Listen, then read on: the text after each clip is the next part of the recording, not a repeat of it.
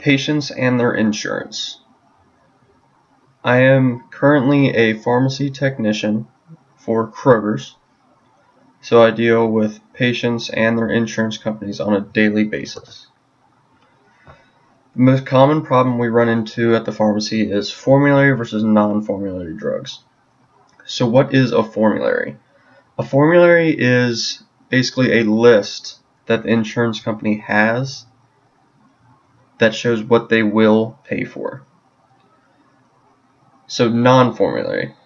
Non-formulary is anything that is not on that list. So for example, we will take Lexapro versus escitalopram. Now Lexapro is most likely going to be non-formulary because Lexapro is the brand name drug. It's more expensive. Escitalopram is most likely going to be the formulary because it's the generic and it's very cheap. The second problem that we run into is prior authorizations.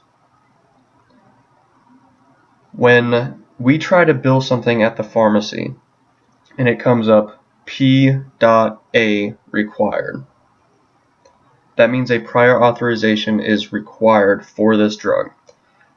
Now, this does not mean that the insurance company will pay for it or that they will not pay for it. It basically means they want to know why they should pay for it. In which case, we will print the rejection, we will fax it to the prescriber, and then the prescriber will contact the insurance company. After the prescriber contacts the insurance company, they will then make a decision based on what the prescriber has told them, which is usually somewhere along the lines of, hey, this patient needs this drug for this reason.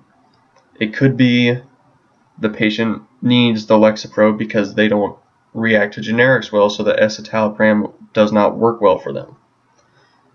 The insurance company will then take into account what the prescriber has told them about why they prescribed this drug and why this is the one that the patient needs, and they will make a decision on whether or not they are willing to pay for it.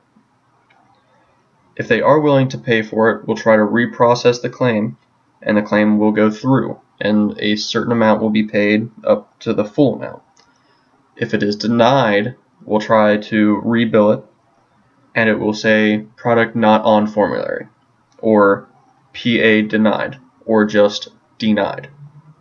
In which case, we usually refer the patient back to the prescriber to switch to a different medication, because there is probably a medication that the insurance company prefers to pay for over the one that was prescribed previously.